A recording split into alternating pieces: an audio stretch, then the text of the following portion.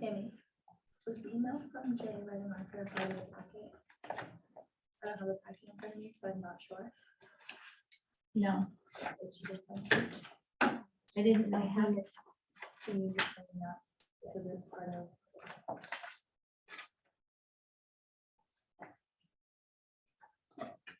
Yeah, same the first 2 pages here. This is good. Are we waiting on anyone No, else? the applicant is here, Jenny's here, and the board is here.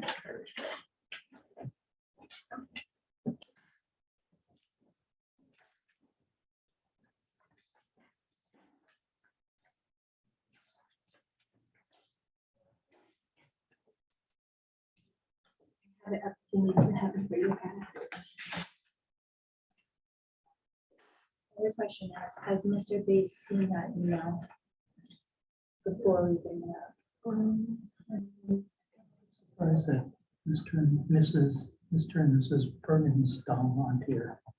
Is anyone online? Are we able, do we know who's, is anyone on Zoom? The Bergendahls don't need to be here. They were invited, but they don't have to be here because it's against the code enforcement officer. It's an administrative appeal. Okay, well, it's 6:32. So which time I call to order the Southborough Zoning Board of Appeals. We have 3 members here, Maya Bowe, James Mundy, Jeff Clark, which is a quorum. So I find that there is a quorum of the members here to participate in the meeting. I think, thanks to our town planner being ahead of the game, I think we took care of the minutes from the last meeting already. At the moment, at So- the meeting. So we don't have any old business here. So we do have the flag, so we start with I guess we traditionally start all these with a pledge of allegiance, so I'll start us off. I pledge allegiance to the flag of the United States of America, to the republic for which it stands, one nation, under God, indivisible, with liberty and justice for all.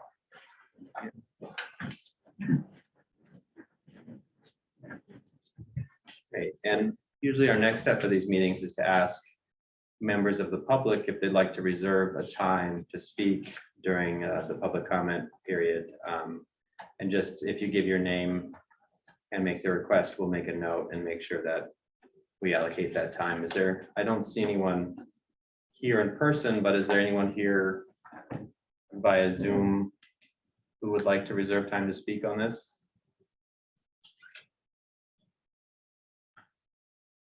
Okay. Okay, so the matter that we're here on is administrative appeal of, and how do you pronounce your last name? Bays. Bays. Steve Bays. Steve Bays. So administrative appeal of Steve Bays of 160 Ogunquit Road, South Berwick, Maine. It's an administrative appeal of a determination by the code enforcement officer, Jennifer McCabe. And that relates to essentially the issue is the action of the code enforcement officer at issue is the non-enforcement of a timber harvest application for 161 Ogunquit Road, South Berwick, Maine, map 5, lot 23 in the R5 district. The owner of that lot is Eric Bergendahl. And I see as item 2, appeal of the required site plan review process by the planning board for table A land uses. So as I understand it, the issue is whether or not the activity taking place at 161 Ogunquit Road would require an application for a timber harvest and accordingly site plan review under the table of uses. Is there any member of the board who, okay, let's see what we want to do first. The appellant speaks first. We'll determine on, I think, jurisdiction and Is there any reason, does any member of the board have reasonably, they might have a conflict of interest based on the parties that I've just described or the nature of the appeal at issue? Yeah, I don't find a conflict. no. I have no, and our jurisdiction is okay under, no, that's shoreline zoning, sorry.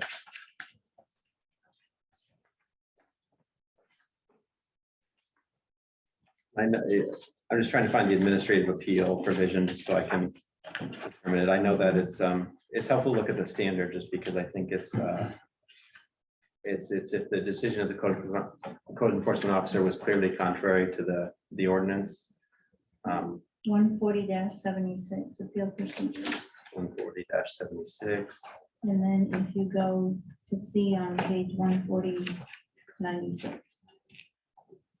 Appeal procedures. Okay.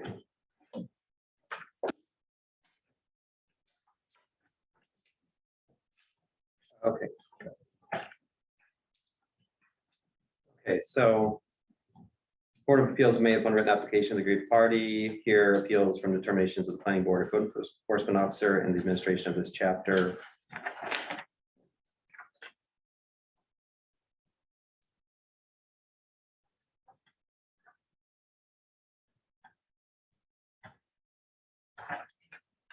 So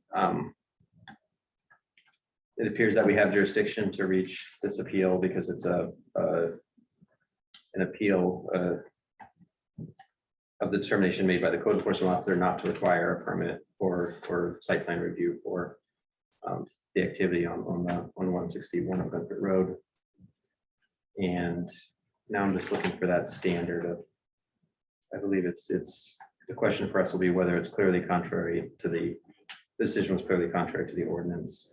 It's in B. Oh, is it? We could be there. I see. I got A. Okay. The last sentence of B.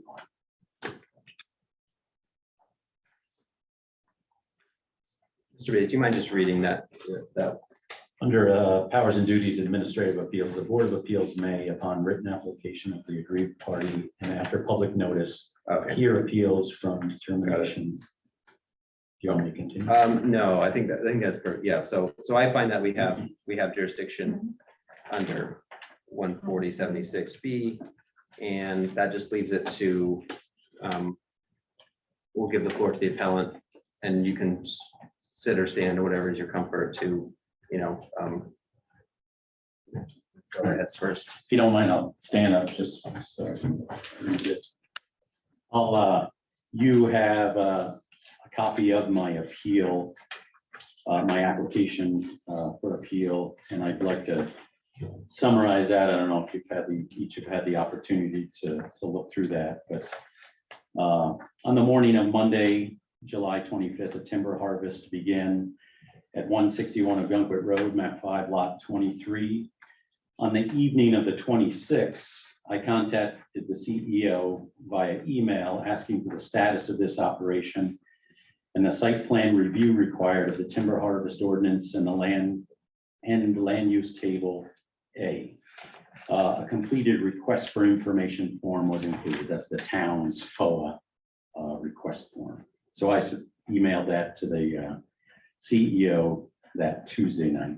On that Wednesday morning, 7:27, I believe a town official visited the site, which may have been the CEO.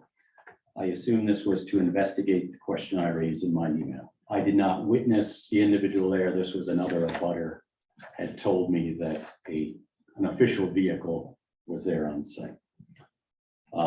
On Tuesday, 8/2, so a week later, I was informed by the code enforcement office that CEO McCabe had determined this operation to be forest management rather than a timber harvest / timber cutting. And that's a special use permit 22069 dated July 25th was issued for forest management activities. Apparently, the CEO's decision to issue a special use permit was made in part due to a forest management / harvest plan that the landowner had dated in June 2013.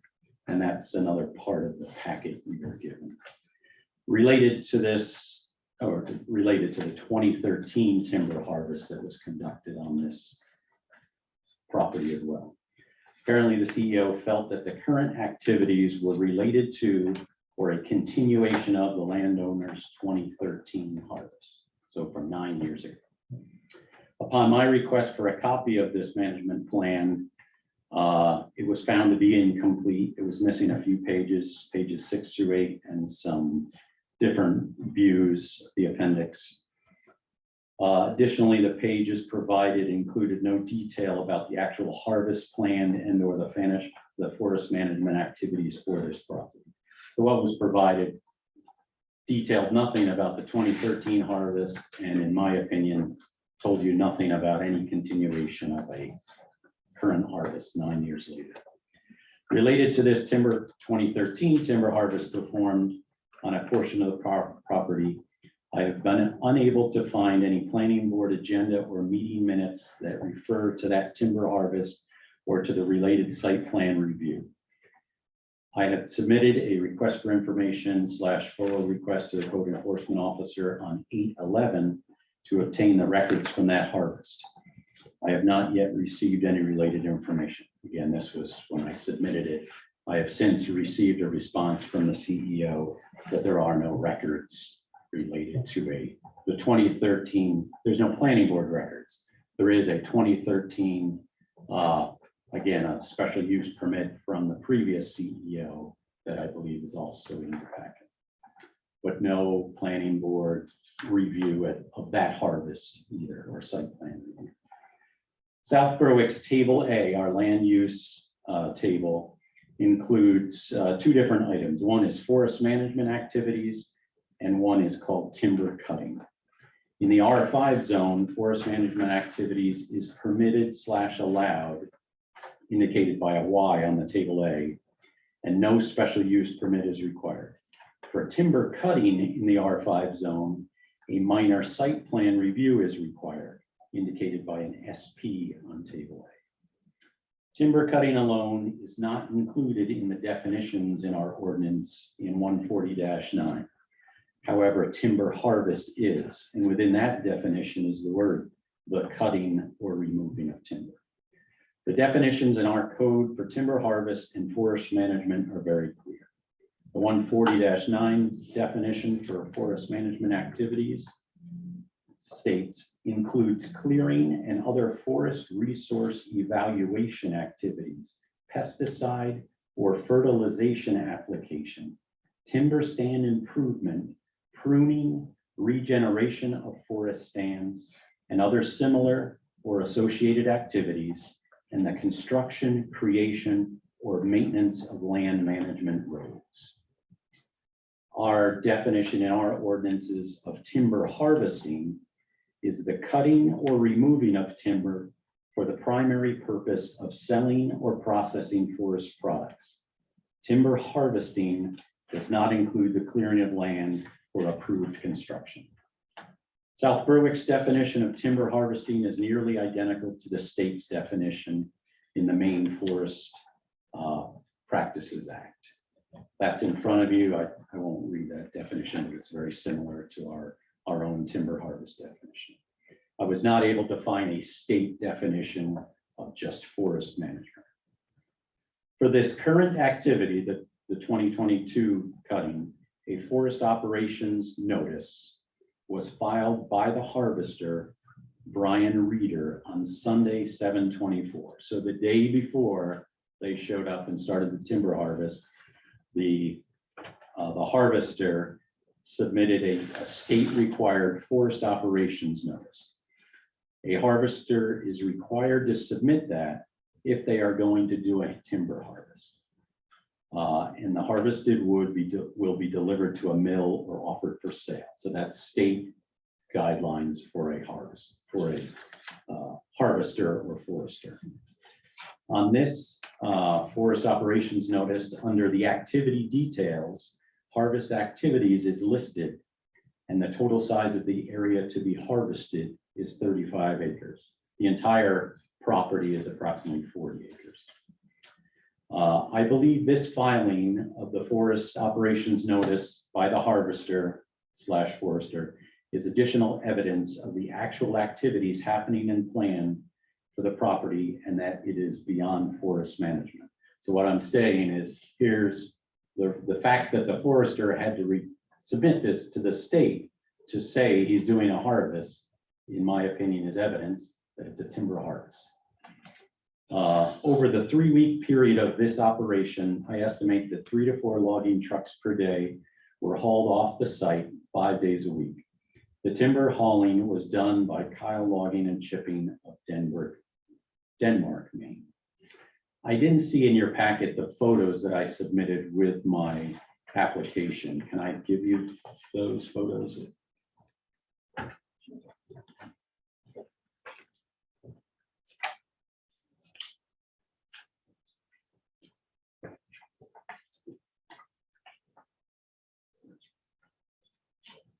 So with my application, I had submitted photos of the actual, I only have 2, but of the,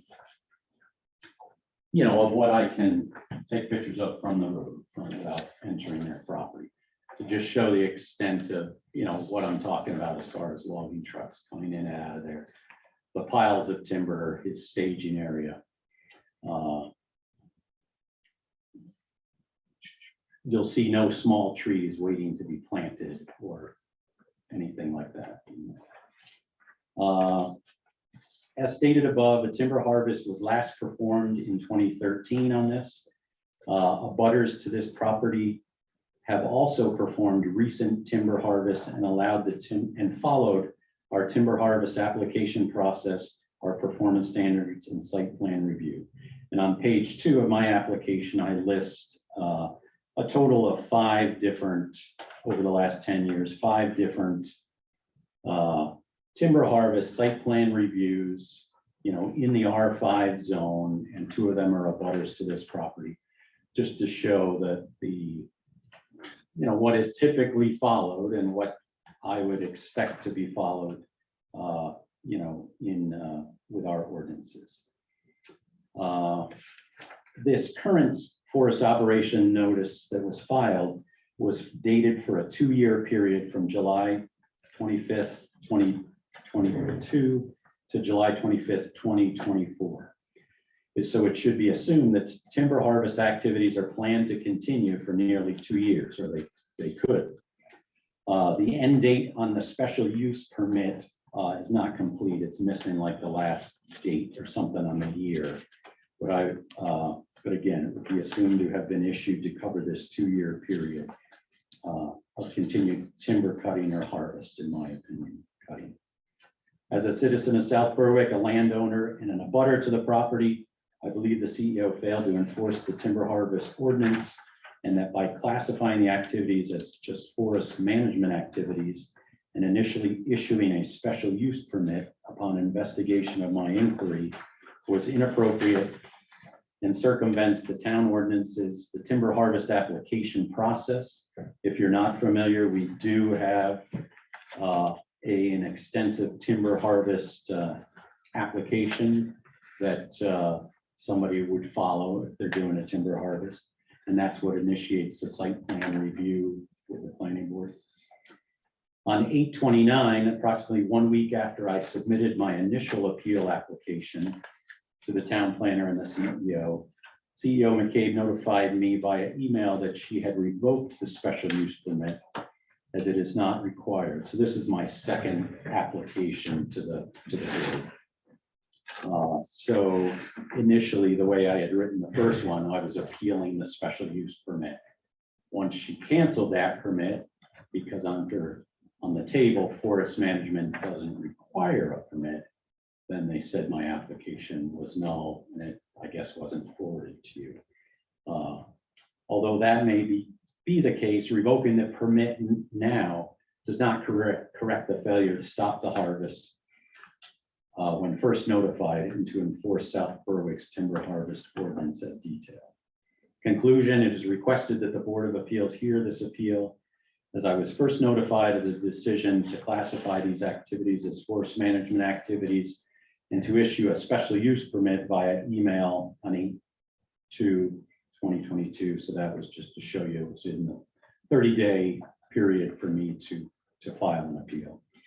The CEO's actions in this case, in my opinion, are contrary to the goals, policies, and ideals of South Berwick ordinances and the comprehensive plan. The CEO's actions are also precedent setting. This landowner, as well as any other landowner, forester, or logger that's aware of this incident, would be under the assumption that they can simply term any harvest as just forest management activities, and therefore not contact the CEO or follow our timber harvest ordinance or site plan review process. Forest management activities is permitted/allowed, a permitted/allowed use in every zone except the VR. As shown in this incident, they could still be compliant with the state requirements by filing that forest operations notice, but then not follow our own town's process. It is requested that the board find that the CEO was in error classifying this timber harvest or cutting activity as forest management activities, and that it is in fact timber cutting, and that the town's timber harvest application process is site plan review by the planning board must be enforced consistently for all landowners. Thank you. Steve, can I ask Yeah. questions? So the argument here is whether this is forest management or timber harvesting. Sort of ticking off on your fingers, what's the evidence that you see as this being timber harvesting? The definition of, in our ordinance, the definition of timber harvesting, the cutting or removing of timber for the primary purpose of selling or processing forest products. This, watching truckload after truckload leave that site. His 2013 permit was for timber harvest. I talked to our Southern Maine state forestry individual. I don't have any thing in writing from him, but his general discussion with me was he can't understand how anybody could do forest management without conducting a harvest. And the evidence of the forest operations notification, the logger knows he has to file with the state and says on there, I'm going to do a timber harvest of 35 acres over this 2-year period. So that's my evidence. I have no evidence of the forest management by the definition here of, fertilizing, pruning, planting, creation of roads, things like that. What's the nature of your neighbor's property? Is it farmland with adjacent woodland, or is it? This particular lot is a 40-acre lot that's I haven't walked it, it's not, but the piece in the back is what was logged in 2013. It gets pretty wet as you go toward the Wells line, is my understanding from talking to an individual, another abutter that wanted to buy some of it. He is familiar with it and was interested in using it for cattle and things. So he was interested in turning it into, something for that, but I'm not sure if that answers your question. And from what you could see from your property or from the road, was he clear cutting or was it selective cutting, or? Well, you can kind of see in that, from the landing area kind of goes straight back. I wouldn't believe that it was clear cutting. That's not allowed. If it's a reputable forester, he would be following the laws related to that, a certain percentage of stand that he has to leave. I think they have to specify that and get special permits if they were doing a clear cut. So I have no reason to believe that was going on. I have no reason to believe that the forester wasn't following state rules or laws.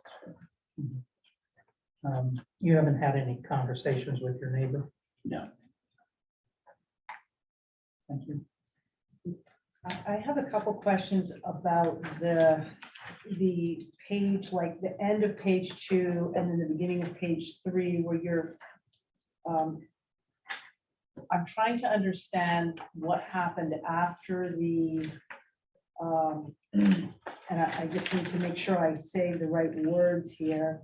After the initial permit was revoked, what happened at that point? Because I think you said you had 2 applications. I had submitted an initial application for appeal and had, made it about that permit, that was incorrectly issued, blah, blah, blah. Then once that permit went away, Was revoked. Yeah, okay. Now in order for me to make an appeal, I had to submit a new one, write up a new one. And I just rewrote it based on the fact that, that the site plan wasn't followed, that the process wasn't followed. So it didn't really matter at that point whether the special permit had been issued or not. I guess my concern initially with that was, the logger, and he did this online, he goes and does his thing on a Sunday afternoon. The town gets it, once it's submitted to the state, the town gets a notification. They got theirs on Monday morning, or sometime Monday is what it's dated. And then when I ask about it Tuesday night, then magically by a week later, there's a permit that's been backdated to Monday, the 25th. So that was a concern as well, is what's going on here,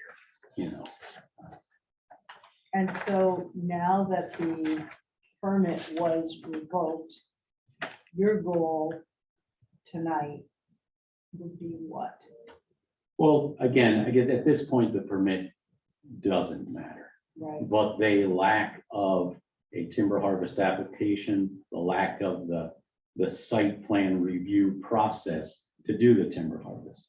So my appeal is that the CEO's decision to not stop the timber harvest and require the individual, the landowner, to follow the town ordinances is what my concern. And if it's not turned over, then this individual can continue to cut forever because there's nothing they have to follow anymore, right? even Because though the permit was revoked, does that not, I Well, might be missing that. Doesn't with that your mean they forests can't in the do it? table A, Yeah. if you call it forest management, Yeah. there's nothing required. Okay, So that was my other point about we're setting a precedent that timber harvest now can just be called a forest management process, forest management in town. And then nobody has to follow the timber harvest process. If that's where we're at, then then that would go to the, it's not obviously for the appeal board to say, hey, this ordinance doesn't matter. It's whether or not the ordinance was followed. And you noted that the operations notice was valid until it said there'd be operations through a year from July, It's a essentially. 2-year, It's open for 2-year 2 years, so there notification. could continue to be cutting under that notice that would be permitted under the town's interpretation as we're going now. So it's still a kind of an open issue right, as right. to whether or not more cutting will So continue. if it's left as determined as to be forest management, then yeah, that individual can continue to do what they want, And what are the operative definition? I see the forest management in the table, but is the other one, is that timber cutting? Is that, Timber cutting is how it is in table. okay, and that is, so that, and there's a definition in the ordinance of timber cutting, or is it? No, there is not. Okay, There but- is timber harvest, which includes the word cutting, okay. and then there is the forest management definition.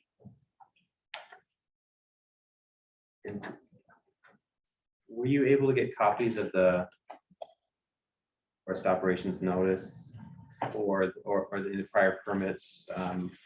you said there's a standard application for timber harvest that the town has used in the past, or? Yes, it's on the code enforcement webpage. Okay. I think I have a copy of it.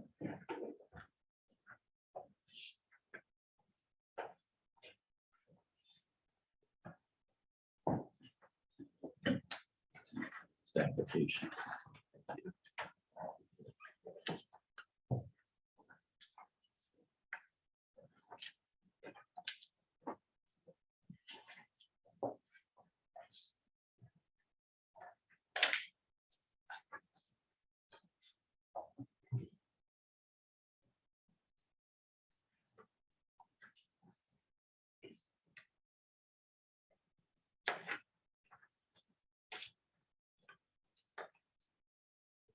So and this notes that it's in accordance with the procedures of 14062 and in conformity with the criteria of 14077E. So do we have 14077E? If I have the entire. The 14062 is the timber harvesting standards. 14077. Okay, Tammy, do you have a whole, give a copy of the 140 62, yeah. and then 77E? I don't have a 77. 77E falls under site plan review. Oh, I see. Okay, got it.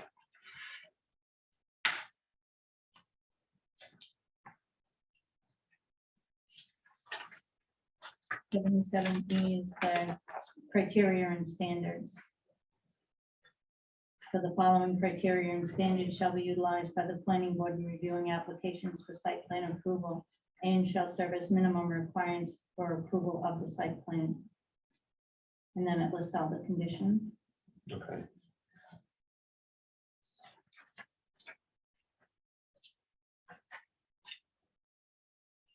Would you Mr. like to see a Reyes, do you have copy of it? Do you have a sense of, you know, if the definition of forest management would include these kinds of operations, what the intent would be behind the definition of timber harvesting or cutting, or what that distinction would be?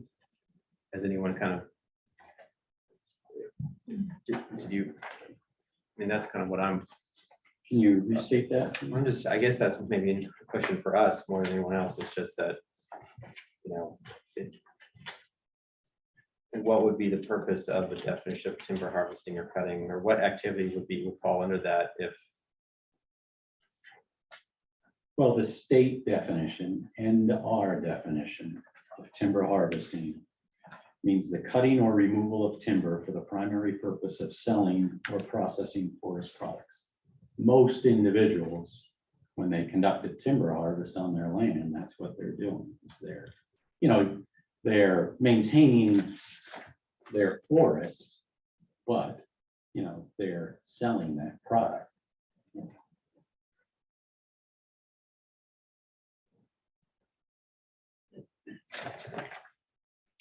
I guess it's fair to say that all timber harvesting is, or all forest management involves timber harvesting, but not all timber harvesting falls within the parameters of forest management. Which might be why the state standards are triggered regardless of how the town is characterizing it. But Maybe we can ask this code enforcement officer that question. yeah, should we, Mr. Bates, did you have any other documents? We're gonna, if we can hold on to your pictures and this application you submitted, we'll talk about, entering those into the record as part of the file here. But did you have anything else you wanted to add, or did the board members have any other follow-ups? I don't think so at this time. Thank you.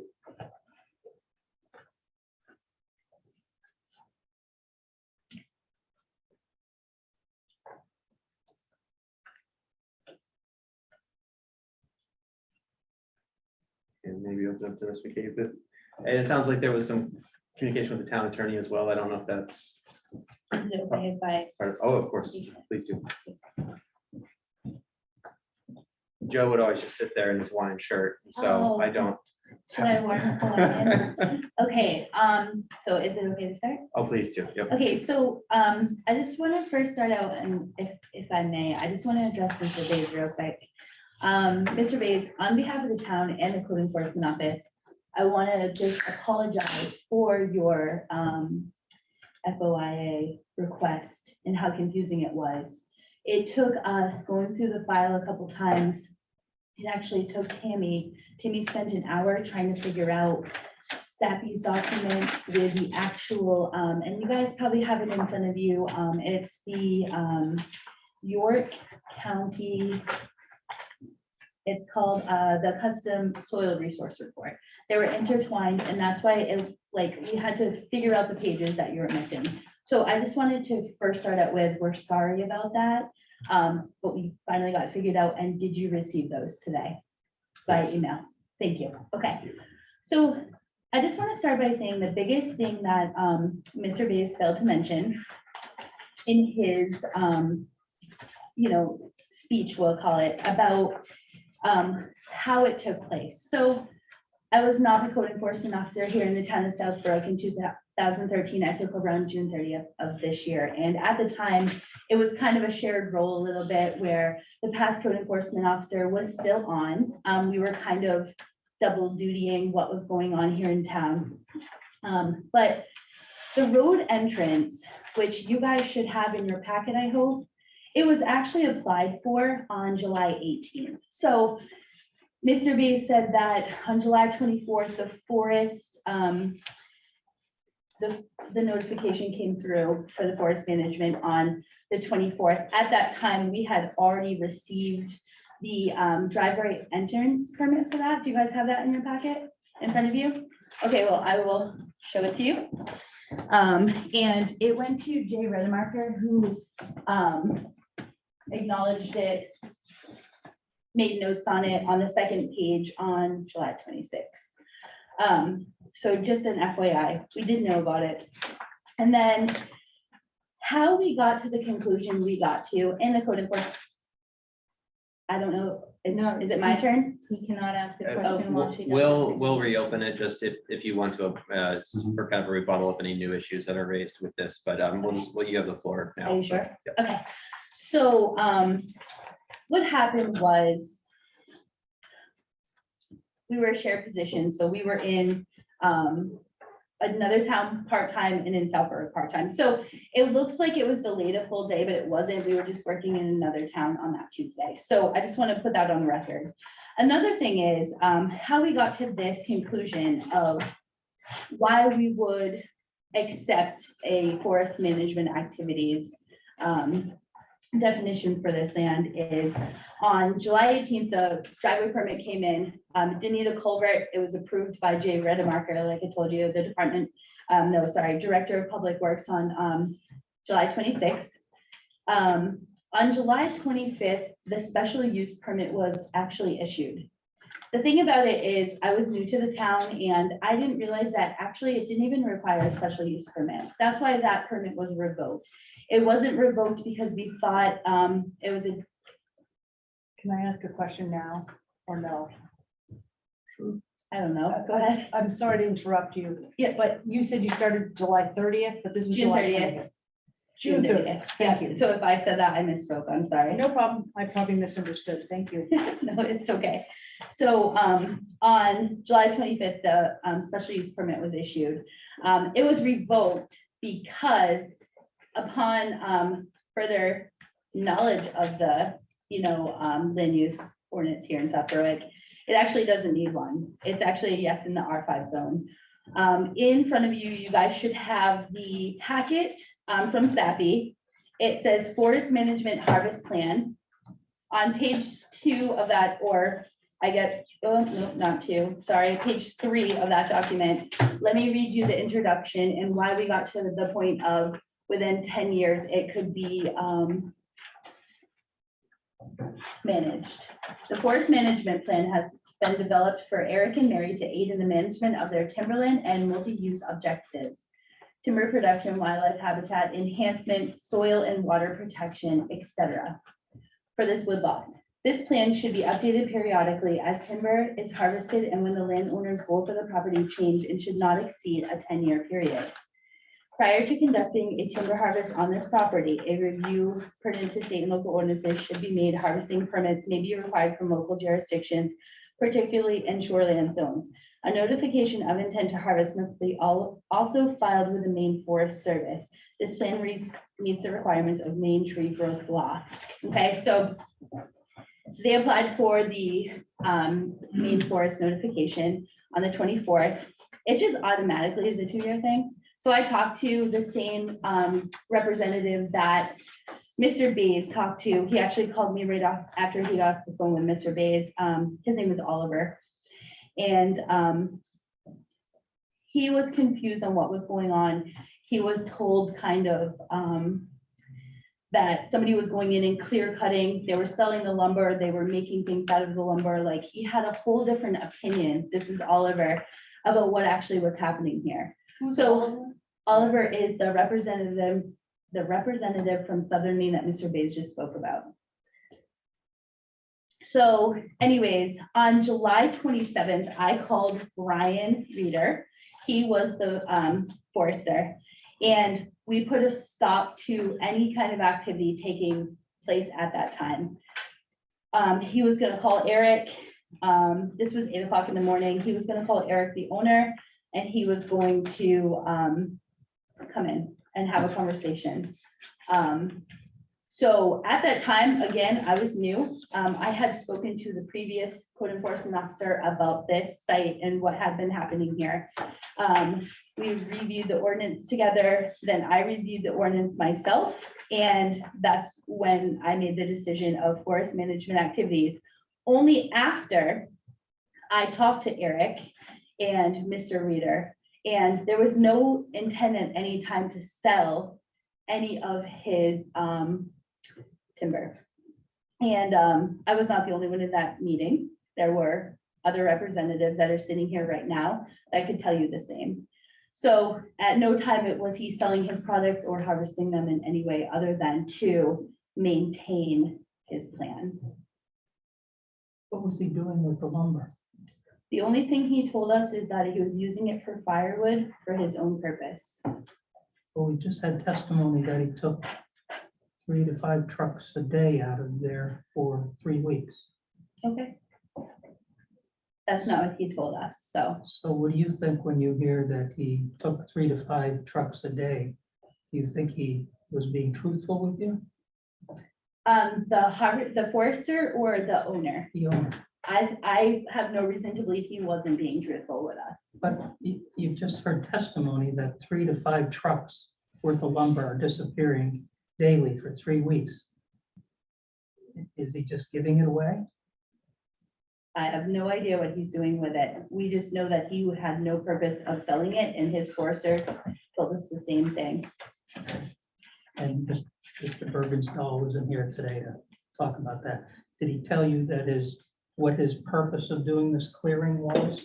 Just to abide by his forest management plan that he had from 2013, which is the document here that you have. Yeah, I mean, we can get into that because it doesn't seem to me it's much of a plan. It's, well, this is what you get. So in here in the introduction, it says harvest within 10 years. This was 2013, it's now 2022, so he was just abiding by his plan. Well, if the permit is for another 2 years, he's gonna go beyond that, and this says that it should not exceed a period of 10 years. He doesn't have any purpose of going 2 years on that permit. That's just a state, when you apply for a harvest permit, they automatically give you a 2-year period for your permit to end. You have 2 years to work on that notification. Was it you that went to visit the property? It was not me. Who was it? I'm not sure. So. It was not any of us. Has anybody from the town visited the property since he started? Of course, yep. I actually have an email that if you're okay with me reading from our public works director, and I've also been out there. I'd just be curious as to what he's doing. Is he clear cutting, or is it just selective, or what's going on? I don't think he's clear cutting at all. That's not what it looks like to me. Do you want to go ahead and read, or if you want me to, do you want to read I it? don't mind. Go ahead. This was dated on Tuesday, August 16th at 1:03 PM, and it was from Jay Redmarker, who is the Public Works Director. And it was sent to Jennifer McCabe and myself with 161 Gunker Road Timber Harvest Drive-By. For your information, I took a ride by 161 Gunker Road to drive by and see how it was looking. I noticed there was no damage to the road, and lay down yard and conditions were great and well taken care of. I did not see anything that would have raised any flags. Jay Redmarker. Do we have a copy of the forest operations notification? Of course, you want to see it? That would be, yeah, that'd Sure. be great. Right 'Cause here. I think one thing I saw was that, if it's for your own personal use, you don't need one. So I just want, it just seems to me like, oh, this is this. Oh, so this is kind of like an electronic service where it just shoots down to you once they do that. They just go on, you fill out some information and they send it over. It's just a notification from the state. That's what they send you. And would they have had to submit more to the state in order to get the permit or I mean, send us a permit with the notification to submit the notification or? So I'll here's start. where it kind of gets a little bit tricky, right? So, well, it's not tricky for me, but the state doesn't really have a notification process. However, SAPI created this notification, this forest management harvest plan. In the plan, it clearly states, it says, let's see.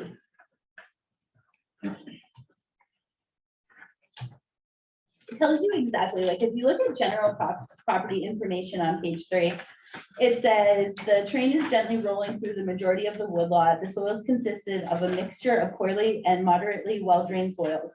The poorly drained soils should only be harvested during drier frozen conditions, which summer is perfect time for that. The property does have a small brook flowing near the northern boundary line.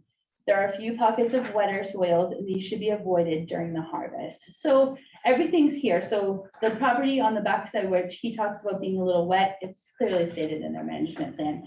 But there's nothing in here that really states like,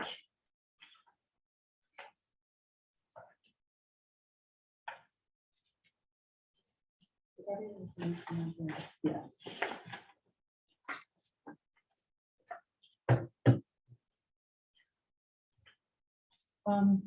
Sure. Do you know, does Mr. Bergendahl live on this property?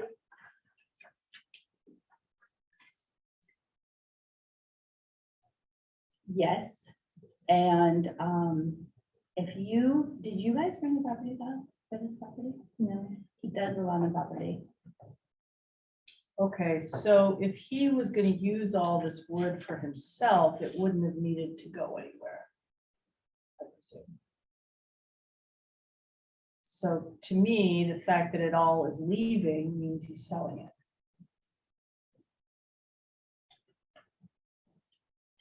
So, I mean, anyone can say I'm not selling it, but there needs to be some way of verifying it. Otherwise, this whole process is basically impotent.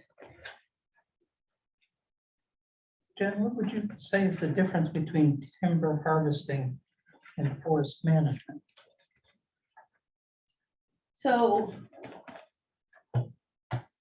timber harvesting is when someone comes in and they clear cut with the purpose of sell or produce the wood. It's clearly stated in the ordinance that way. That's how the state would clarify it too. Forest management, I would consider just what the definition says, I guess. I mean, I don't think it's.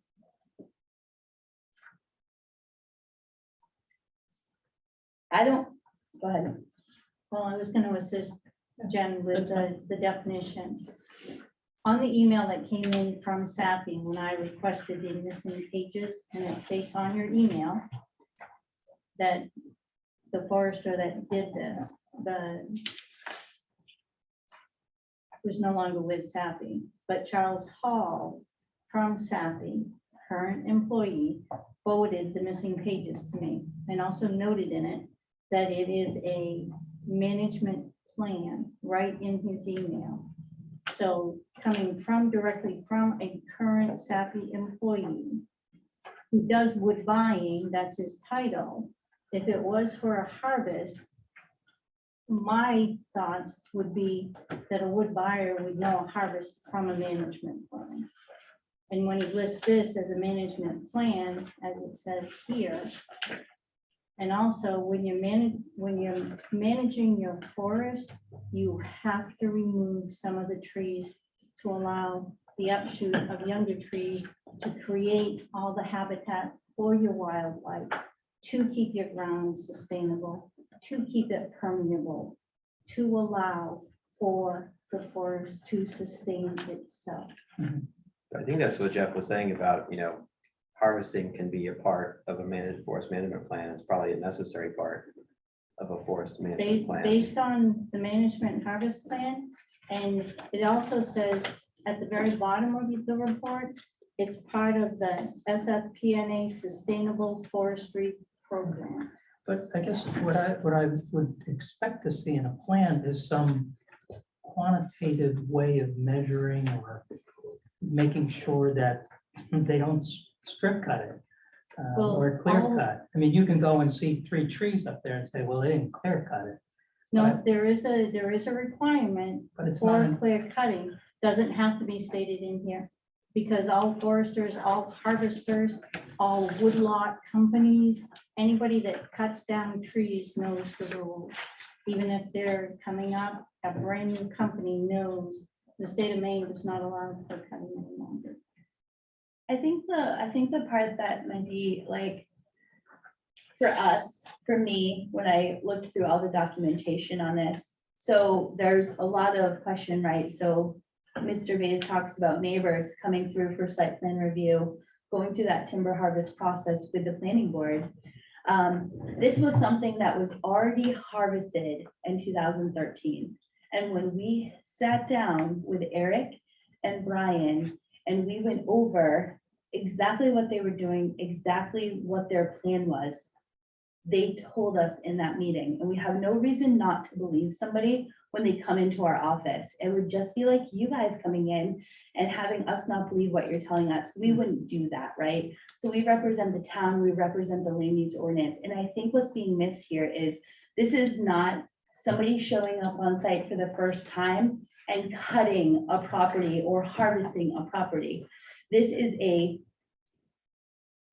already, and I just want to say that I cannot speak to what happened in 2013 leading up to this, whether this got planning board approval or not. We have no information on that. We don't have it in the agenda. We don't have it in the plan, but I wasn't here then.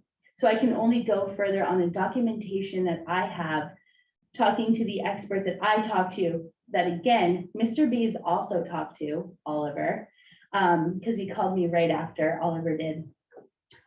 We have to go what's in front of us, and what 2 gentlemen sitting at a table in front of us is telling us that they're going by. And this is the document that they pointed out to us.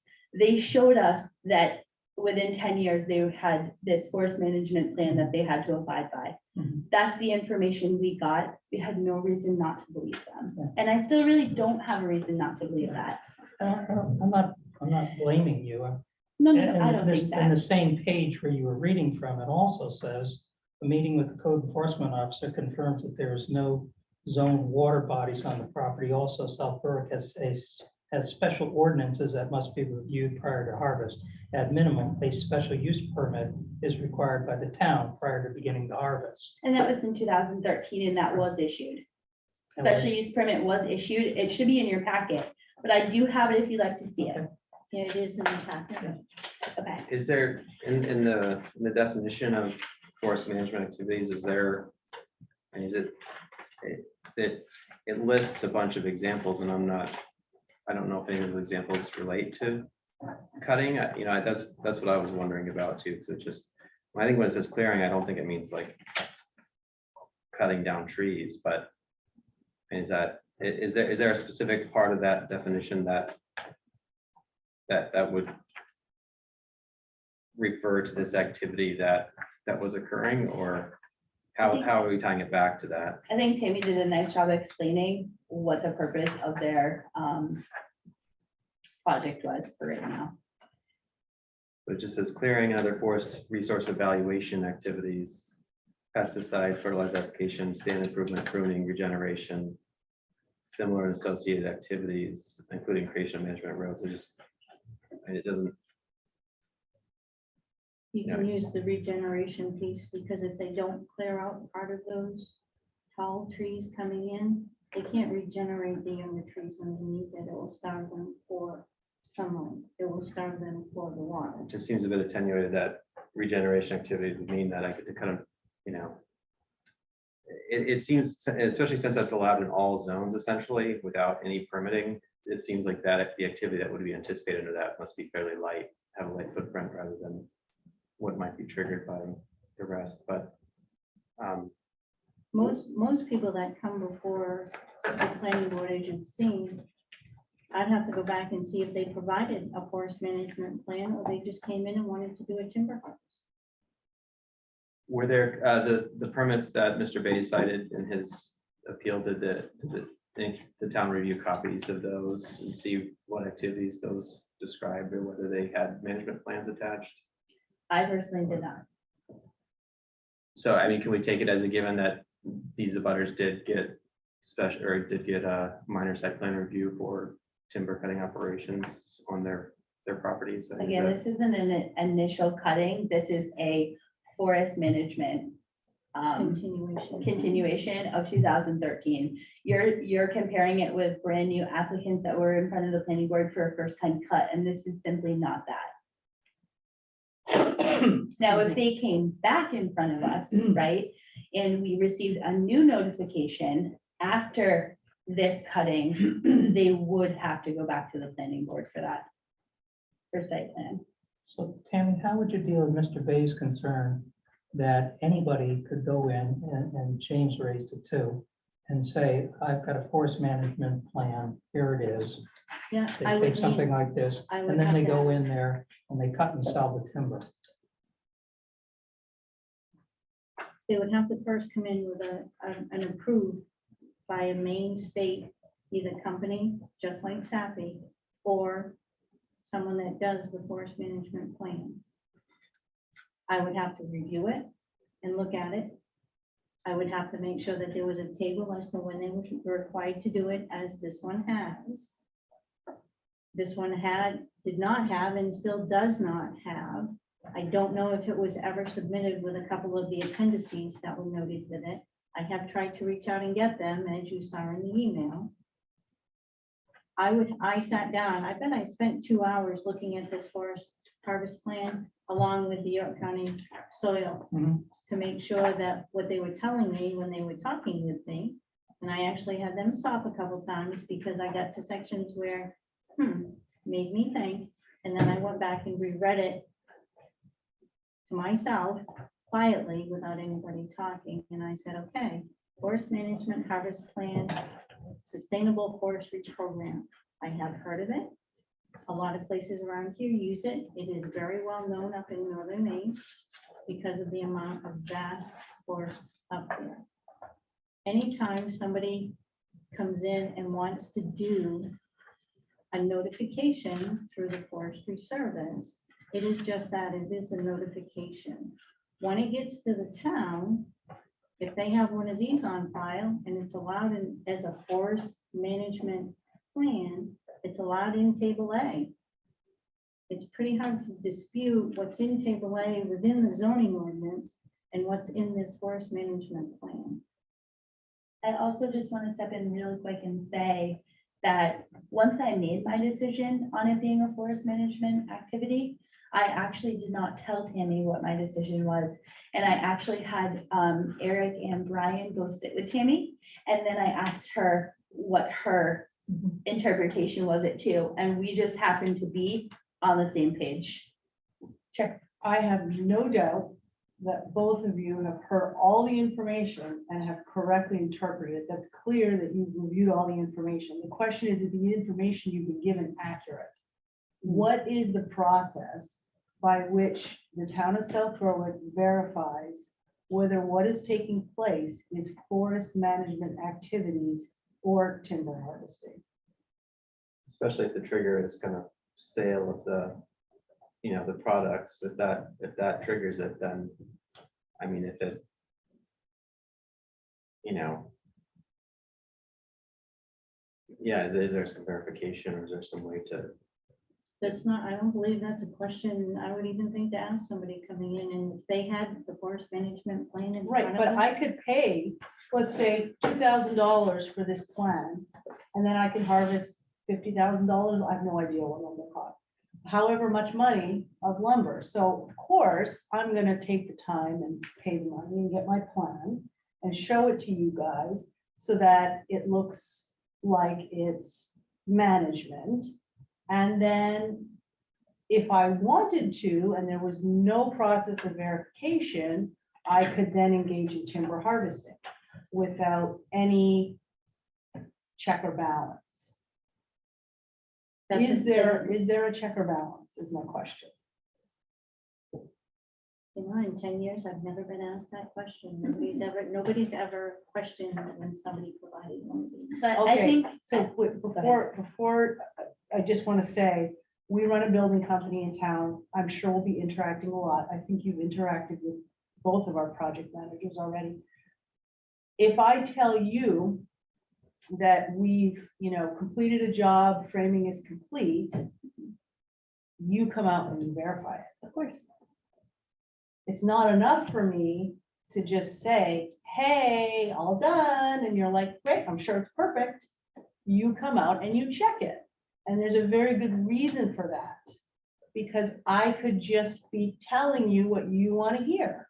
And you've done your job. If you don't have to go out and check and balance, you can say, hey, Great Northern Builders called me.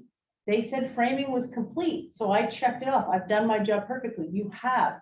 Except for the fact that I think your job should include you coming out and looking at that framing, which it does. However, here, it doesn't. And okay, this is a very big amount of trees leaving this property. This is not a small amount. I understand what you're saying. So let me tell you, on the driveway culvert permit, driveway entrance permit, if you look on page 2 of that, it says, please contact Jay as soon as complete. At that time, we would go and check on it. And I have been out at that property twice, and I do believe that they're cutting a high amount of trees there. But I don't think you're wrong.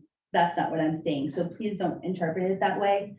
But the 2 times that I've been out there, I've never seen a truck leave that site with lumber on it. Now, I don't live But we next know door. that that's I'm not the case. Right, but I'm not in a butter. I don't live there. I get it, okay?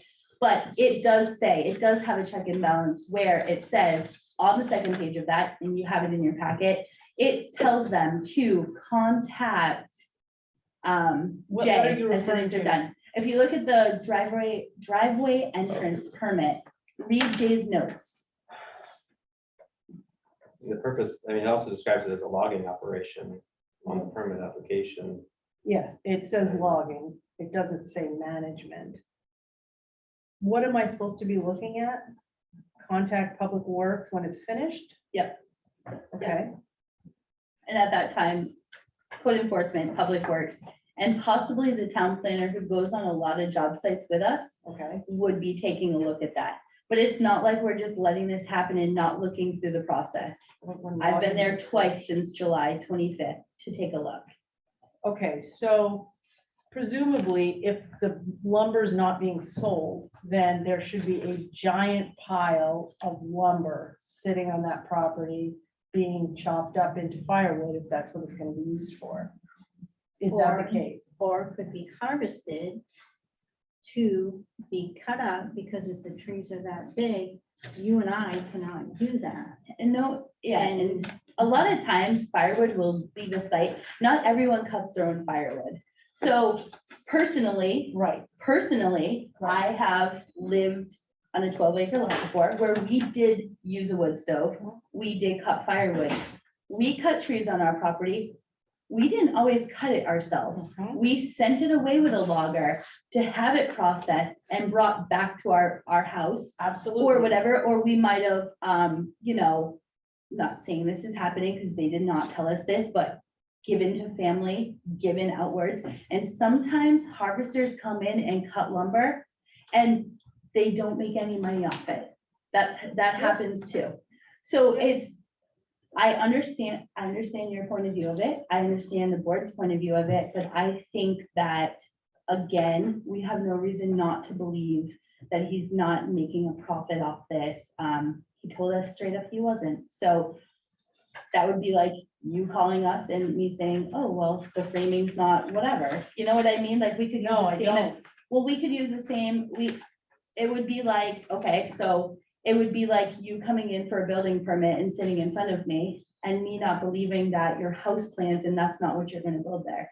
And me saying, well, I don't believe that you're gonna build this house there until I see it.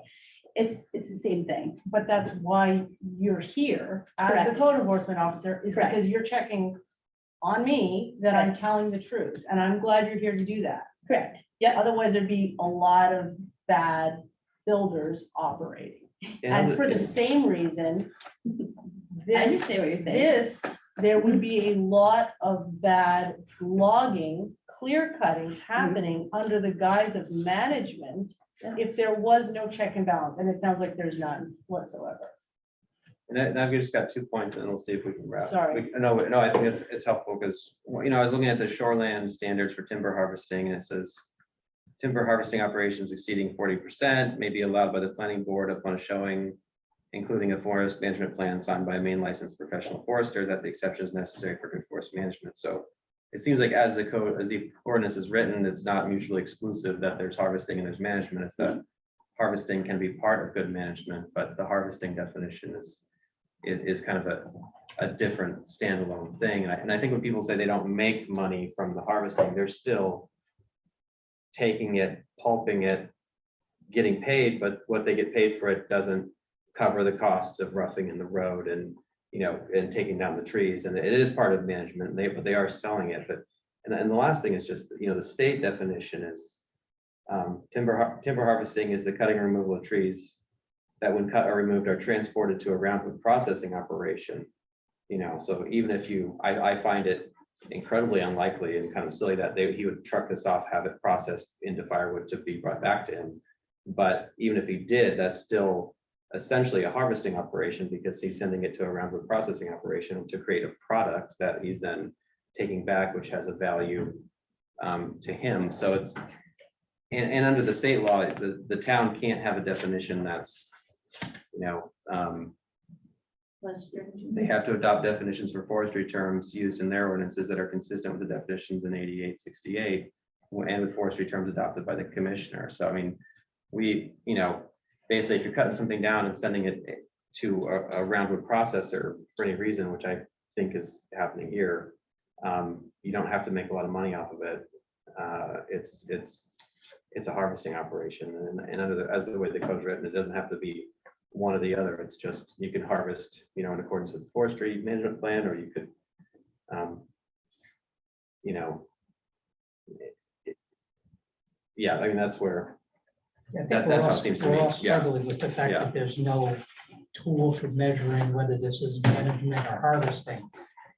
Maybe the definition of timber harvesting says, no permit is required for cutting and removing up to 10 cords or 5,000 board feet of wood for personal use in any calendar year.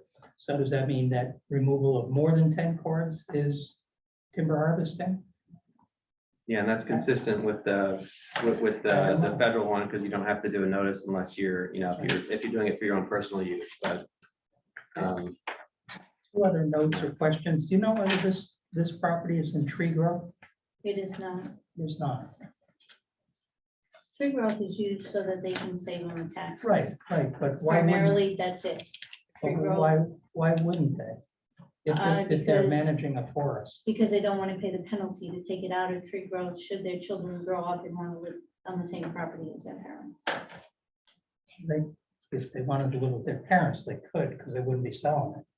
But in any event, No, they, but in any event, and the other thing, The forest management plan says harvest volumes, species, and product will be recorded and maintained at the SAP's Fine Paper NA office. Do you know whether there's been any effort to keep track of what's going off the property? Probably. Give it, yeah, if there's a tree growth, you probably have to report it, but Well, it says in the forest, Yeah. that's Yeah. part of their forest management Yeah. plan, that they're gonna keep track of what's going off the property. Are you okay with me? yes, unless you wanted to add anything. No, based on what we did. And Mr. Bays, did you want just a couple of minutes? I think we're gonna keep it brief, but. I will if keep you it wanna brief. respond to whatever- First of all, they can not be honest about what's leaving because that is confidential. You cannot request that information from the state. They have to report it to the state for tracking or whatever, or state's numbers, but that's confidential. So we can't get that information of what actually left the site. If I could ask the CEO, when was your meeting with the forester and Mr. Bergendorf? 7:27. So after I made you aware of the harvest, you met with them.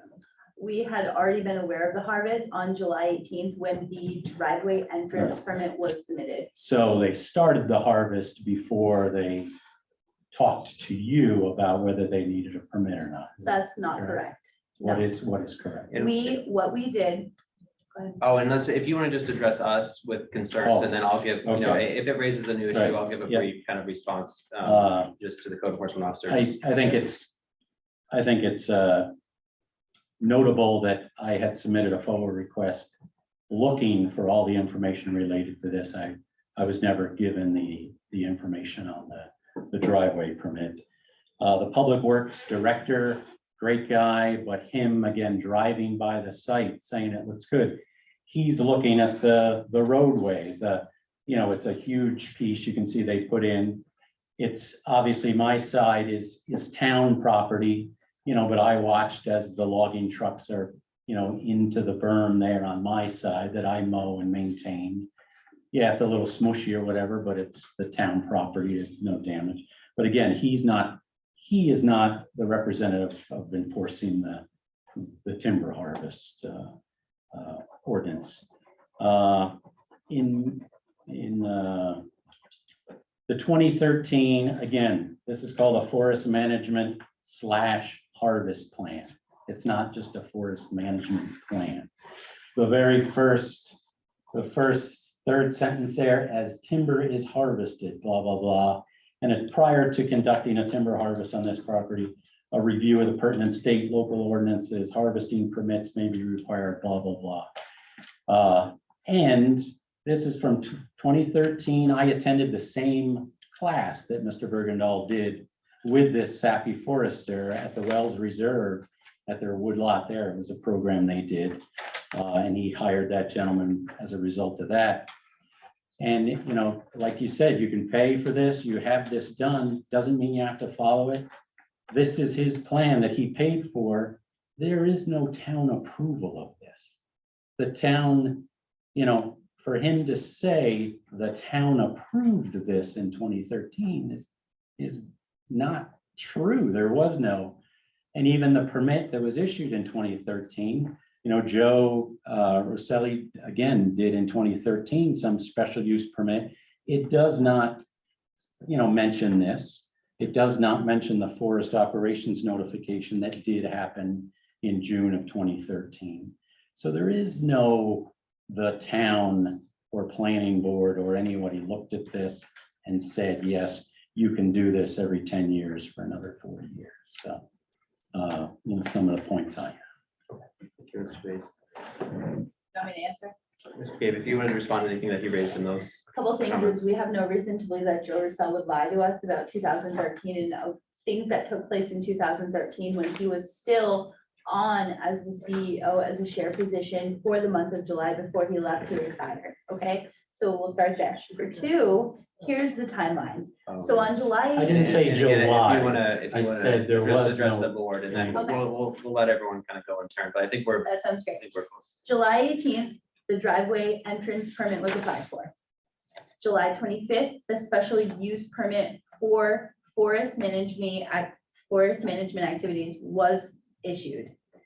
July 27th, after receiving Mr. Bay's email, and again, I worked in another town on Tuesday, or it would have been taken care of on Tuesday, we put a stop work order in with the forester, Brian, at 8 a.m. telling him not to cut anymore and to come directly to the office, which he did because of the timber harvest email that we received from Mr. Bays. It was determined that afternoon that the permit that was issued, that actually didn't even have to be issued as a special use permit. Again, new to the town, my mistake. I didn't realize I didn't even have to write one. After Eric and Brian talked to me, I made a decision, and then I sent it over to our town planner without talking to her about what my decision would be, and had her review the documents in front of her, review the ordinance, and then make a decision after talking to Eric and Brian herself, right? You spoke to them yourself? Okay. And that's when we decided to uphold the forest management activities. This plan was given to the CEO at the time in 2013, who then wrote the special use permit that was required for them to have the timber cutting, which you should have in front of you, and I should too. I did have it. But anyways, so this was given. So when the neighbor or past code enforcement officer or myself say that this forest management harvest plan was approved, that's what he's talking about. This was reviewed by the CEO at the time. Special use permit was granted for that, and that's how that happened. Okay, thank you.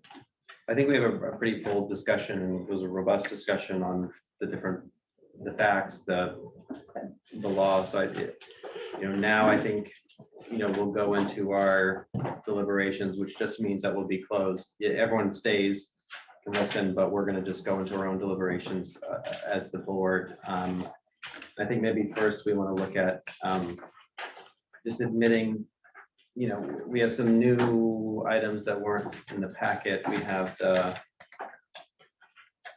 road entrance application, the blank form of timber harvesting application, and then the forest operations notification. So I just, do we, someone make a motion to admit those or not admit those as into? So moved.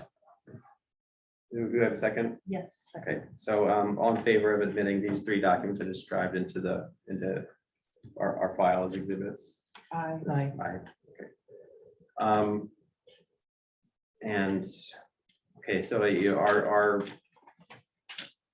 charge here is to determine if the determination of code enforcement officer was clearly contrary to the ordinance, and that determination was that the activities out there on the site were within the definition of forest management operations as they're defined in the code, rather than timber cutting as defined or referenced in the code.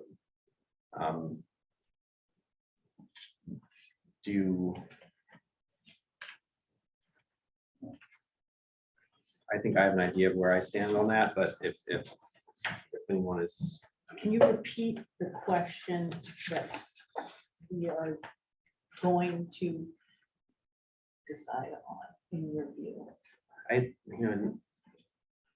think it would be that, so the determination was that the proposed and the actual activities at once, it's 161, right? Yes. At 161 of Benefit Road were, not within the definitions of timber cutting or timber harvesting, but were rather with one of the definition of timber forest management activities that would be,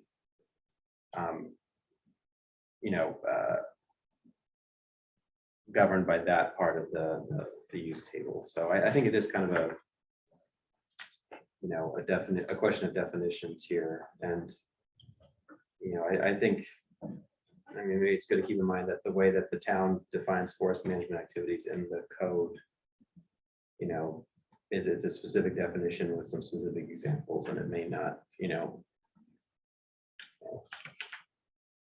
it might be different than kind of a colloquial or kind of the forester understanding of what a forest management activity is, because, you know, I think Jeff said this at the beginning, it's like all forest management plans are gonna have harvesting as part of it, but not all harvesting is gonna have a plan to back it up. But Yeah, I guess what disturbs me is the lack of real quantitative standards for what a forest management plan is, or how it, what the results would be, or the amount of timber you can take off, or the amount of acreage.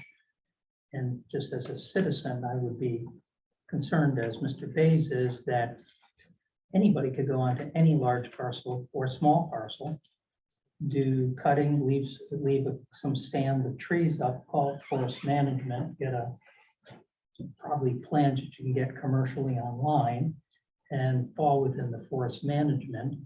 And the town wouldn't be able to really regulate stream crossings or when they're going in.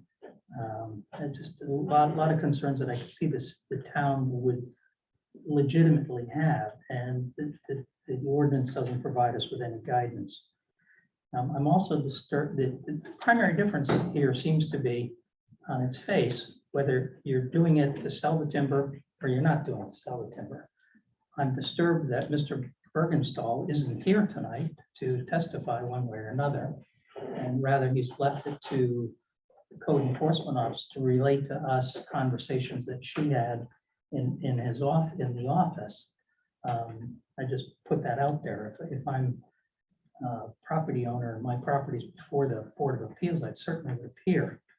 I'm also concerned that this management plan, I think, is devoid of specifics, and it's about to expire. And I would be concerned that if this goes beyond, well, even they said in here, it shouldn't exceed a 10-year period of time. And this was written into the summer of 2013. So I hope that the town has some way of flagging this so that if Mr. Bergenstall comes back in next year, they're going to request some sort of update. Just my thoughts.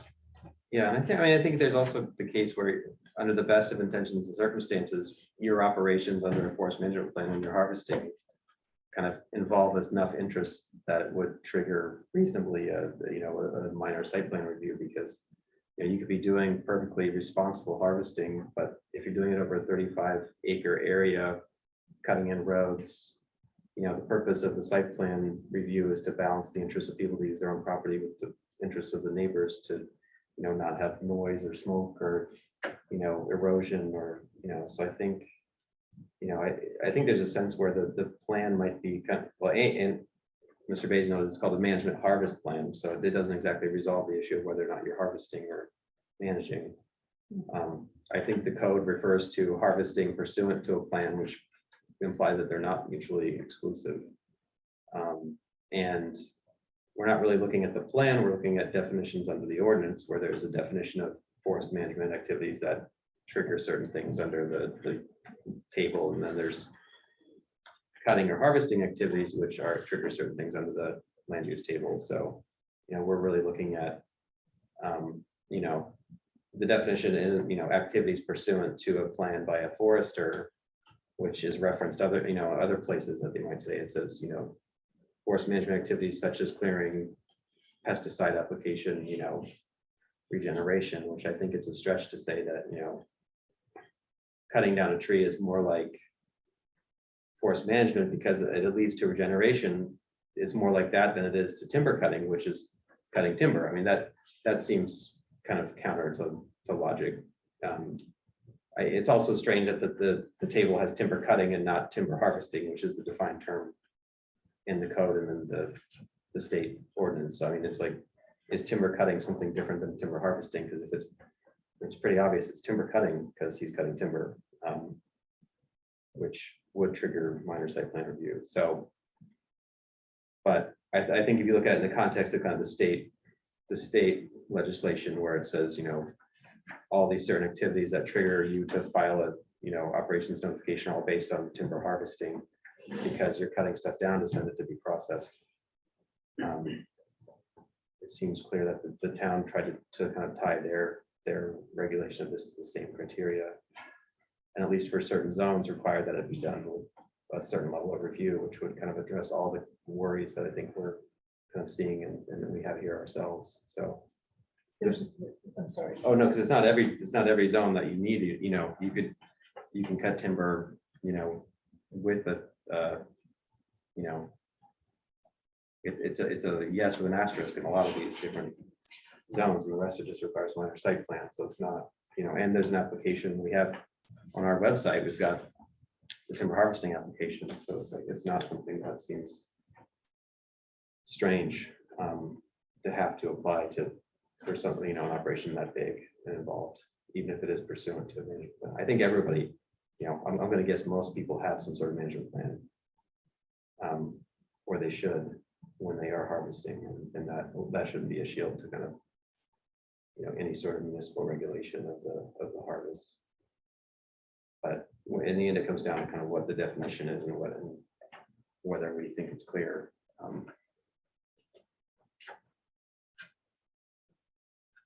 I think there's no way to assess. I am not seeing any proof that this isn't timber harvesting.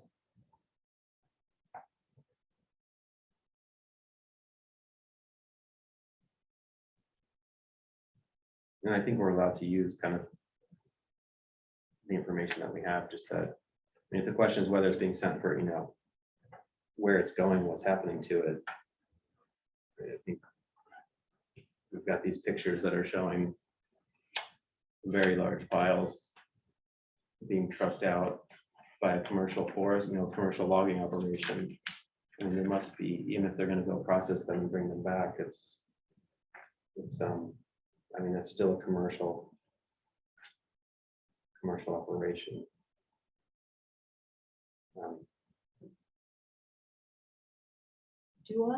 One thing I didn't catch, if I'm going to manage my forest, do I have to have one of these? I don't think, I think, the reason I see people get them a lot is just to comply with kind of, the tax. If you put in a tree growth, you have to have a forest management plan to qualify for the tax benefits. But, I think most people cutting are, I think it's just the best practice if you have a forest to cut, to harvest in accordance with the management plan with the forester. So I think that's why they're having these plans. Yeah, so but there's no real kind of standards for what is in the plan or what, certain parts of the code will say that, yeah, if you have a certified plan by a forester, then you can exceed certain town set limits on how much, like you can go above 40% in the shoreline zone if it's part of your management plan by a forester, but there's no, I don't see where, having the plan kind of shields you from other, requirements that would otherwise apply. Like you're saying, anyone can go pay for the plan, but it's not really, it's the state and the town's obligation to make sure that stuff is being done according to other requirements. This is more wood than one household can use in many winters. So I just find it nearly impossible to think that this wood isn't being sold. Yeah, and we can note that, you wouldn't need to require, apply for to file the notification if you were using it for your own personal use. You would not be. Yeah, so under the state law, you don't have to, harvesting wood for your own use is not something that's, you have to even file the notice. But to be under forest management, you don't necessarily have to use it all yourself. You just have to not Yeah. sell it. I'm not even sure that would be it. It's sort of the reverse of harvesting. It says timber harvesting is cutting or removing, primary purpose being to sell it or process it for forest products. So if the primary purpose isn't that, then does it make it forest management? I guess, If the primary purpose is not selling. right. But yeah, I don't think you're prohibited from selling just because you want it into forest management. I mean, as Tammy's pointed out, you can go in and clear large areas, leaving a percentage of the standing trees there to provide additional canopy space and growth underneath. Yeah. And you gotta get rid of the trees that you cut down. But again, is the primary purpose to generate money, or are you a sportsman and you wanna develop the land for hunting? Are you planning to farm it at some point in time and Do you, gradually gonna be clearing? do you just hate trees? Or you just Right. hate? You just hate them, you You just hate take them acorns. down. You wanna cut every oak tree around because you don't wanna clean up acorns anymore. But then, and then that seems kind of an arbitrary way to trigger, because I have to figure out everyone's intent, their spiritual intent, because I mean, you could even sell it and not intent, that still is not your primary purpose, even though I'm selling it and making a lot of money from it, but my primary purpose is always the betterness of the forest and the, That's why I'm you know, disappointed yeah. that the property owner isn't here tonight to stand up and say, look, I'm a avid sportsman. I'm just opening this up so the deer come in and I can sit in my porch and hunt. but I think in the absence of them being here, we're probably allowed to kind of look at the circumstances and make our own reasonable Right. conclusions as to, I mean, 35 acres is of the 40-acre lot is, that's a lot of timber. And I don't think, I think the state's definition is better, because it just says if you cut it and send it to be processed, that's it, because I mean, a lot of people, they're not trying to make money, they're just trying to offset the costs of, the operation that is necessary to kind of maintain the forest. What, can you repeat the part about the state's definition? Which Yeah, part so- you're referring to? So the state, when they define timber harvesting activities, it says cutting or removal of trees or forest products that when cut or removed are transported to a roundwood processing operation. Mhm. And that's kind of broadly defined. I mean, pretty much anything pulp, shingles, bark, lumber. So yeah, so it's not, because a lot of people, they wanted to see their purpose is not to make money, but they are, that's where it ends up, and that's what makes it a harvesting operation. Because as opposed to like clearing it to make room for a house lot or, removing small tree, my parents removing a nuisance tree, like in the backyard, that kind of, so it's, I think that's the distinction they're trying to make, but because when you want to do something with the product, then you are harvesting, right? Because you're, Does the state define management activities? they say a management plan is a site-specific document outlining proposed activities to ensure compliance with performance standards and regeneration requirements established pursuant to this chapter, so. Yeah, but there's no kind of, I think maybe that's why, there's no kind of standalone, definition of those activities, but it pretty much must be anything other than, other than harvesting, maybe would be the management activities, because you're out there, like we heard all about how in Finland, they go out there and they rake the forests or, whatever. It's kind of like, there's a lot of activities you could do out there that are management related, but the fact that they're allowed so broadly without even a permit seems like they're not, we're not, expecting the, 35 acre So do we operation. punish the property owner and make him go get a management plan or a permit and because our definitions are poor or not? And I wonder, kind of where we have it now is that, he's already done it. So, He's done part of it. I don't think he's Oh, cleared okay. 35 acres. yeah. I don't know how. I think when you look at that definition of forest management in our code, it's just kind of, it seems like nothing in there is describing cutting down trees.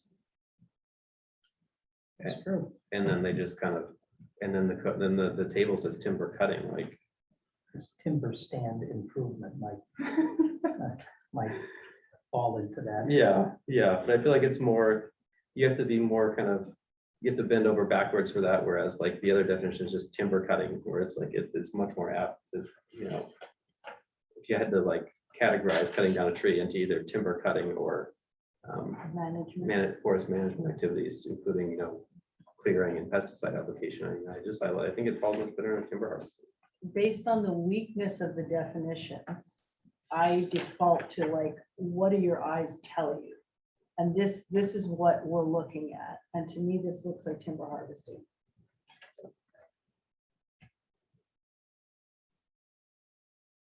Yeah, would the drafters of our ordinance have anticipated that this activity would be the one that was subject to a minor site plan review as opposed to, you know, some other activity?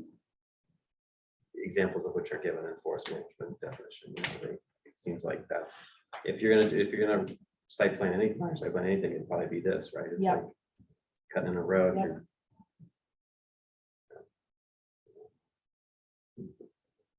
Well, the CEO did spend quite a bit of time with numerous members of the town officials, trying to make a determination as to whether this was a management or a harvest, including the former CEO.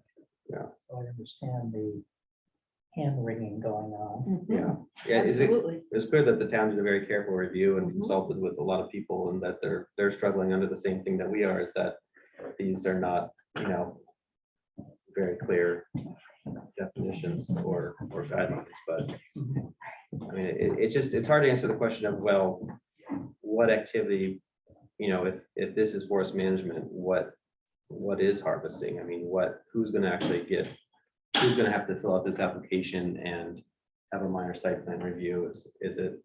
Would someone doing the exact same thing, if they did not have a management plan in place, have to go through this process? And would that make sense to require that if the management plan isn't something that, you know, we have guidelines for, that is referenced in the definition, or, you know, yeah, it just doesn't seem like you could really make a meaningful distinction between two. Without verification. Yeah. Yeah.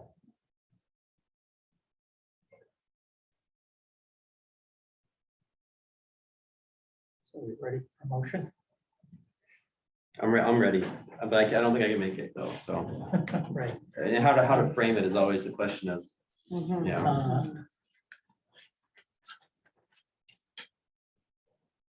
I guess the motion that I would tentatively put out there would be that motion would be that the code enforcement officer erred in labeling this activity as forest management rather than timber harvesting.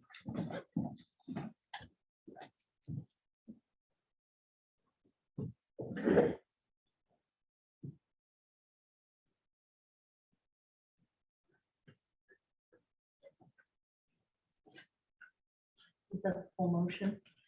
Yeah, I don't think we need to go into any more detail about what would be needed if it was a forest management plan. That's something we can talk about afterwards. I second that motion.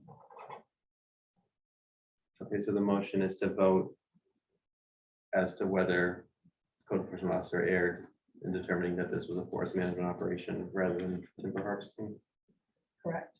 So a yes vote will be that, yes, there wasn't, it was decided in error. Correct. Okay. Yeah. Yeah. All in favor? Aye. Aye. Aye. So that motion passes, and we do decide on the main, you know, issue that yes, the determination was an error, that the failure to require a minor site plan review for the operations at 161 Glencoe Road was required, you know, pursuant to an application made on the town's, you know, standard form do we need, I mean, I think that's based on some findings of fact that we could set out now essentially, or get into the minutes maybe. I don't know how what's the best way we've done that? We've done it both ways. Yeah. Smiley used to always like to kind of set them on the record, and I mean, I think essentially the fact, the factual information is just that,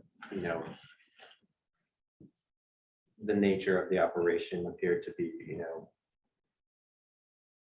commercial logging with, trucks, based on testimony as well as the pictures that they were, trucks going in and out multiple times a day for several days at least, with more than, any reasonable number that could be for personal use.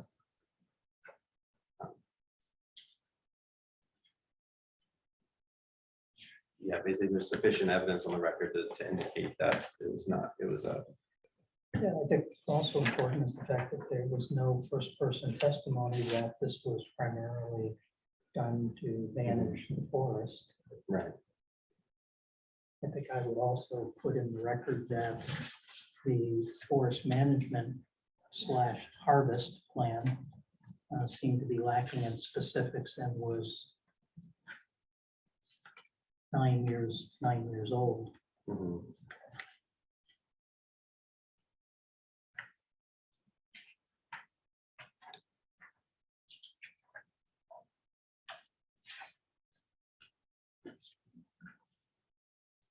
I also think that it's important, Mr. Bay's comment about the operation went on for 3 weeks, and his observation was 3 to 5 logging trucks leaving the property every day.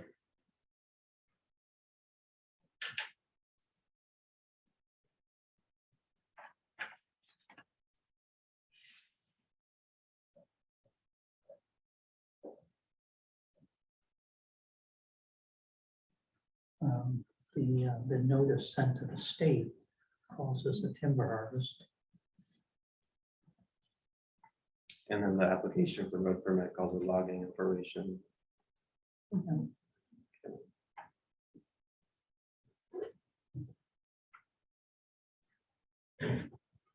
You might also indicate that there's no other indications of forest management activities such as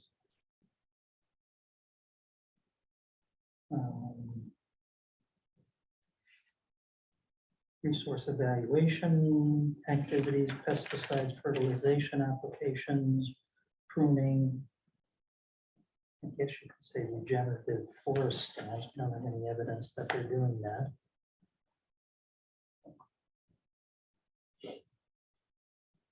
And whether obvious forest management activities going on other than cutting Mhm.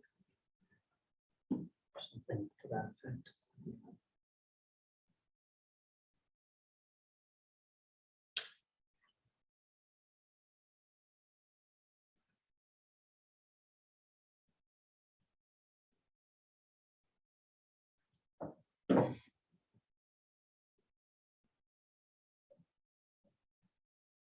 Okay, and I can, so I can type these up and we can have this finding of fact, but I think it's basically as you've just summarized them all very well.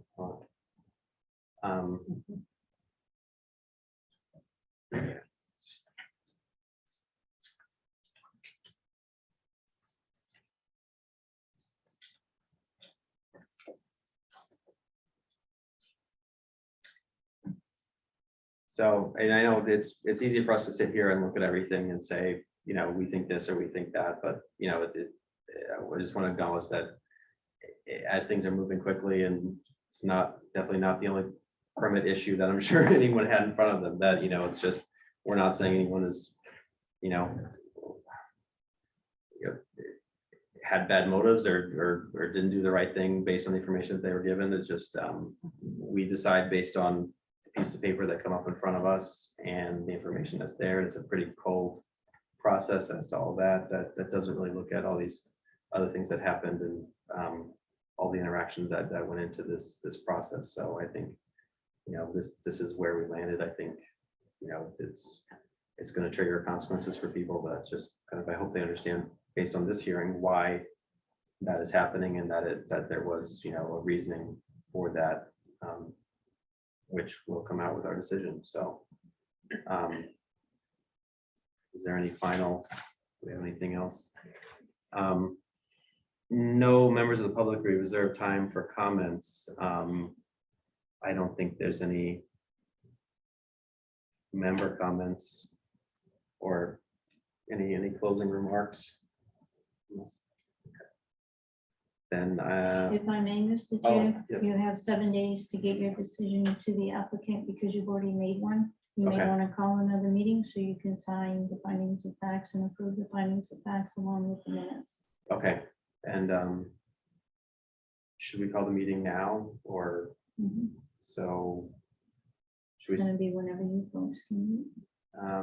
well, let's, Next Monday is Columbus Day. It's a technical holiday, but you can always meet for 5 minutes to approve the minutes and approve the findings of facts. everyone around Monday? Tuesday? Well, we could use, if you don't mind using the town hall again, we could do the meeting Tuesday night. Yeah, that was very efficient, the way we did it last time. It won't be recorded. Right, well, it's just for the minutes, so It's on between the the two internet. of us, yeah, it won't be video I won't be recorded. Tuesday night, we can't. But please, Yeah, I can take the minutes, if that's okay with you. Jeff, are you available Tuesday? I'll be available. Okay, 6:30. 6:30. Tuesday. You can circulate the minutes beforehand. So this is something that's just for minutes and findings of facts. It's not an actual hearing or meeting for the public to be there. Unless Mr. Bays wants to be there, What about? and anybody else can be there, we'll publish the agenda and everything, so. 6:30 Tuesday Town Hall. I would assume at that meeting, there wouldn't be any public comment, just us coming in too. That's what yeah, so. So it's open to the public, but not for participation. Right, because you'd just be doing the minutes, do your pledge, you'd open the meeting, do your pledge. You can always ask for public comment Yeah. if someone's there. You can do the minutes, you can do the findings of facts. But they will be hearing. Right, there'll be no actual So hearing. I couldn't ask for public comment. Um, What are they gonna comment on? Something that's not on the agenda. That's usually how the public comment is made. It's regarding something that's not on the agenda, but they'd have to be. They potentially have a case they want to bring up, who knows? But usually, based on Robert's rules, which is what you folks follow, they do have a public comment in there. So most of the time, there's no public comment. So Amy, were you doing minutes? I'll do findings of fact. Is that? Yes, yes, yes. Before we close, Jim, just a final comment. Do we have a standing committee or how do we go about maybe suggesting changes to the ordinance to be a little more specific? That's a great question, because a lot of what we run up against is kind of stuff that, say Perry would be like, okay, well, the council needs to deal with this, all the sidewalks, sidewalk requirements, the unintended kind of consequences of the code that we could polish off, but maybe that's, I think we're just too small to have a standing committee. So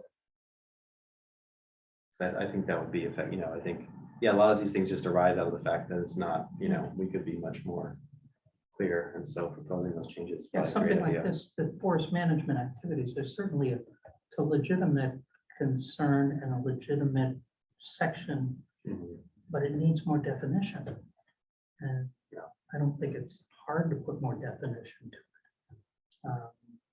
But I can see going forward, Jen's gonna run into this question all the time. Sure. Yeah. She's hopefully gonna, or she will err on the side of, yeah, that's timber harvesting, you gotta have a plan. Mhm. But if somebody comes in and they've got a half an acre and they want to go in and do some cutting, Yeah. that certainly shouldn't require our significant work and expense to put together a plan and go to the planning board. Yeah, so I think let's spin that off the next, and we can, Should we suggest to the council that there be some sort of standing committee? yes. I thought about that before. I Yes. didn't really know that what the best way to do it would be, and that makes sense. 'Cause I think, yeah, it makes sense to send it back. To the down town council, you're saying? Yeah. Mhm. I mean, there should be, it doesn't have to be a huge group of people, but let's say 3 or 4 people. Probably some interest out there. Yes. Great. How do we do that? To submit that? Just make a proposal to the town council to create a standing committee on ordinance updates.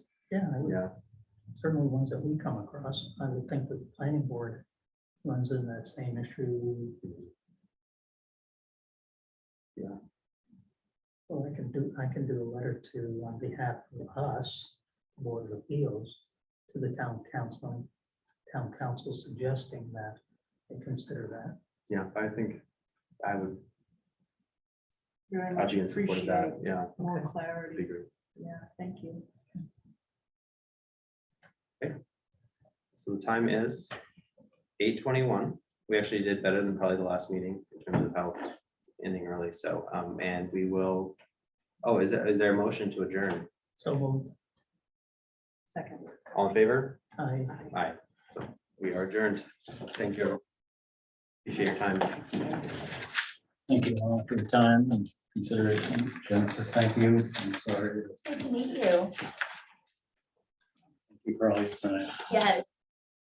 Have a good night.